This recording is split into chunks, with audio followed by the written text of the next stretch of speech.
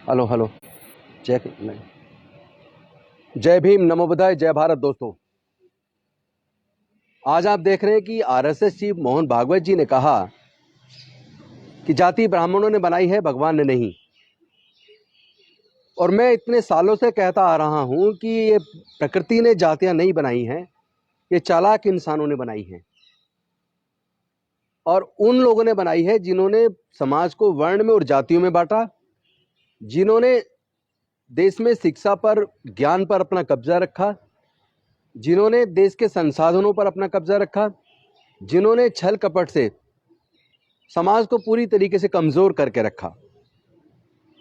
आज देर से ही सही, आरएसएस चीफ मोहन भागवत ने कम से कम इस बात को स्वीकार तो किया कि जाति ब्राह्मणों ने बनाई है।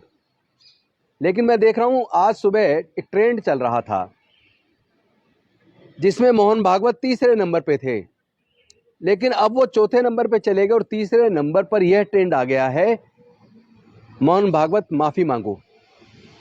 मैं देखना हूं और समझने की कोशिश कर रहा हूं वो कौन लोग हैं जो मोहन भागवत से माफी मांगने की अपील कर रहे हैं। ये वही लोग हैं जो देश के लिए खतरा बन चुके हैं। ये वही लोग हैं जो देश में जाति और धर्म के नाम पर उन्माद करते हैं। ये वही लोग हैं जो देश में अनेकों बार दंगे करा चुके हैं। ये वही लोग हैं जिन्होंने हजारों साल तक दलित, पिछड़े, आदिवासियों के साथ शोषण और उत्पीड़न किया। ये वही लोग हैं जो मूंछ रखने पर हमारे युवाओं की हत्या कर देते हैं। ये वही लोग हैं जो घड़ा छू लेने पर हमारे बच्चों की हत्या कर देते हैं। ये वही लोग हैं जो मंदिर प्रवेश करने पर, मंदिर में मूर्ति छू लेने पर हमारे लोगों की हत्या कर देते हैं। ये वही लोग हैं जो बारात घोड़ी पर निकालने पर पूरी बारात पे हमला कर देते हैं। आज ऐसे लोगों को जवाब देने का समय आ गया है। बहुजनों जागो। मैं समझता हूं डॉक्टर बाबा साहब अम्बेडकर का संविधान खत्म करके ये मनुस्मृति लागू करने की साजिश रच रहे हैं। और मुझे लगता है मोहन भागवत जी का बयान हो सकता है 2024 के चुनाव के मद्देनजर आया हो, लेकिन अगर ये षड्यंत्र भी होगा तो इस षड्यंत्र को बहुजन समाज के लोग अब कामयाब नहीं होने देंगे। मैं देश के दलितों, पिछड़ों, आदिवासियों से निवेदन करता हूं, अल्पसंख्यक समाज से निवेदन करता हूं कि आप सब उत्पीड़न का शिकार हुए हैं, जबकि कुदरत ने सबको मानव के रूप में बनाया। मानवता बड़ी चीज है और भारत को अगर कोई चीज बचा सकती है तो वो भारत का संविधान है। भारत के लोगों को सम्मान का जीवन अगर कोई दे सकता है तो डॉक्टर बाबा साहब अम्बेडकर का बनाया हुआ भारत का संविधान है। तो ये लोग मनुस्मृति को दोबारा से भारत में लाना चाहते हैं, बाबा साहब के संविधान को खत्म करना चाहते हैं। मैं ऐसे लोगों को आगाह कर देना चाहता हूं, किसी कीमत पर आपकी इस षड्यंत्र को हम कामयाब नहीं होने देंगे। बहुजन समाज के लोग जाग रहे हैं, चाहे वो बिहार के शिक्षा मंत्री चंद्रशेखर जी हों, चाहे वहाँ के रेवेन्यू मिनिस्टर आलोक मेहता जी हों, चाहे यूपी के कद्दावर नेता स्वामी प्रसाद मौर्य जी हों, चाहे अखिलेश यादव जी हों, तेजस्वी जी हों, या इस सोच वाले बाकी लोग हों जिन्होंने इस बात को समझ लिया कि देश में दलित, पिछड़े, आदिवासी ये सब लोग शूद्रों में हैं। लेकिन इनको शूद्र बनाया किसने? शूद्र के नाम पर हजारों साल तक इनकी प्रताड़ना किसने की?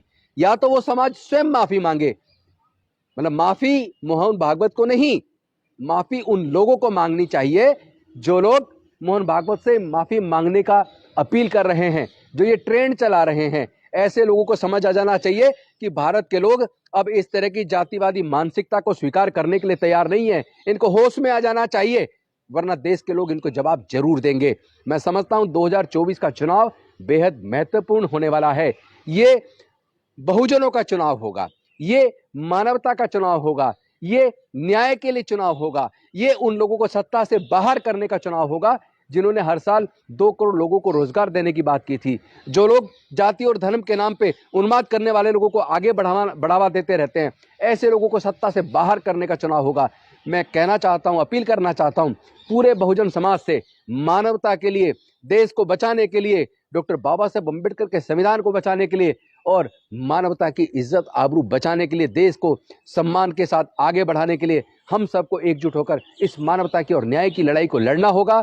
आइए हम सब लोग मिलकर ऐसे मनोवादी पार्टियों का बहिष्कार करें जो लोग शिक्षा और स्वास्थ्य के ऊपर बजट को घटाते हैं, कम करते हैं, जो लोग जाति और धर्म के नाम पे उन्माद पैदा करते हैं, जिनकी डिक्शनरी में पाकिस्तान, मुसलमान, कश्मीर इन 3 शब्द से ज्यादा कुछ नहीं है।